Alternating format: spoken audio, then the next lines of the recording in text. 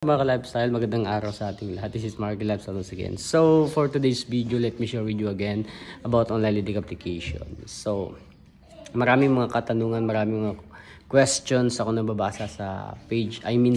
Not only sa page natin, but sa comment section ng mga videos natin dito sa YouTube.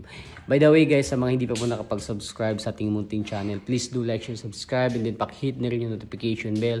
Next again, ma-notify po tayo sa susunod na mga interesting video na upload po natin. So, ayun na nga mga ka-lifestyle, latest updates muna tayo about sa online lending application. Especially yung mga nirevoke or tinanggalan ng license to operate ng SEC. So, until now, napakarami pa rin mga haka-hakang questions sa mga utak, sa mga isip ng mga tao, no? Especially yung mga involved sa mga online lending application na yun na nga, hindi na inallow mag-operate. But if you noticed mga ka-lifestyle, nasa Play Store pa rin, and then if you open the apps, of course nandiyan pa rin yung balance nyo. Hindi yan mawawala, no? Hindi yan mawawala until hindi ka nag-payment. So tanong talaga ng karamihan, ipagpapatuloy pa ba? Ano na yung mangyayari sa mga apps na to? Hindi na nag-operate. Tinanggalan ng license pero nag-ooperate pa rin. Ano yung nangyayari? Ganito kasi yan mga ka-lifestyle, sa pagkakaalam ko, yung Play Store. Kaya hindi pa rin kasi naglilinis. Yung mga nag-shutdown na ng mga online application, yung mga ni-revoke, yung wala mga license, ewan ko kung bakit nasa Play Store pa rin until now. Especially itong Mocha, kung napapansin nyo, kaliwat kanan pa rin yung ads, no? 'Di ba? Latest lang, recently lang tinanggalan to ng license, pero kaliwat kanan pa rin yung ads. Hindi ko alam bakit, pero I know for sure 100% naman yung mga binibigay na statement or news ng SEC, no? That's why maniniwala tayo sa SEC kasi yun na nga, hindi sila pwedeng mag-operate kasi ang dami nilang complaint na nakarating sa SEC. Not only sa SEC but sa NBI. Sad to say nga lang mga ka-lifestyle, meron talaga mga online lending application na kumbaga may shares yung Pinoy. Malalaking tao. Like for example, NBI. Kaya kung napapansin nyo itong mga online lending application na matutunog, malalaking isda, until now hindi nire-raid. Kasi merong mga may hawak na Pinoy na which is malaking tao. Malaki yung katayon sa gobyerno. So wag na po kayo magtaka, no?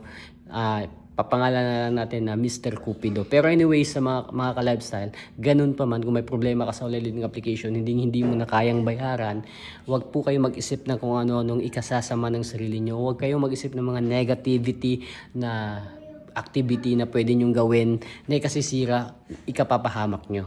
Especially, may involve yung family natin. Relax lang po tayo, wag po nating pilitin. Kung walang-wala talaga, huwag natin pilitin, di ba? Huwag na po tayo mag-isip na kung ano-ano, change SIM card agad para less stress. Ganun lang ka-easy, ganun lang ka-ano. Ngayon, kung meron naman po kayo pang sapat na pambayad, actually, pwede nyong balikan yung apps.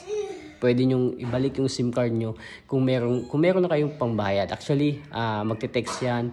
Mga 1 to 2 weeks, magte-text na sa inyo yan, bibigyan na kayo ng discount, promo, ganun po yung mga online lending application. Magbibigay, sasabihin na pwedeng yung principal na lang babayaran. Dadating ka sa point na ganyan, maniwala kayo sa hindi. Ngayon, legit ba to yung principal na lang? Para sa akin hindi po legit yan kasi when you open the apps, ganun pa rin yung total balance na babayaran nyo. So sasabihin nila principal na lang yung bayaran. Halimbawa 3,200 yung total balance or yung total na utang mo. Tapos ipapabayaran sa'yo yung inutang mo lang na 2,000.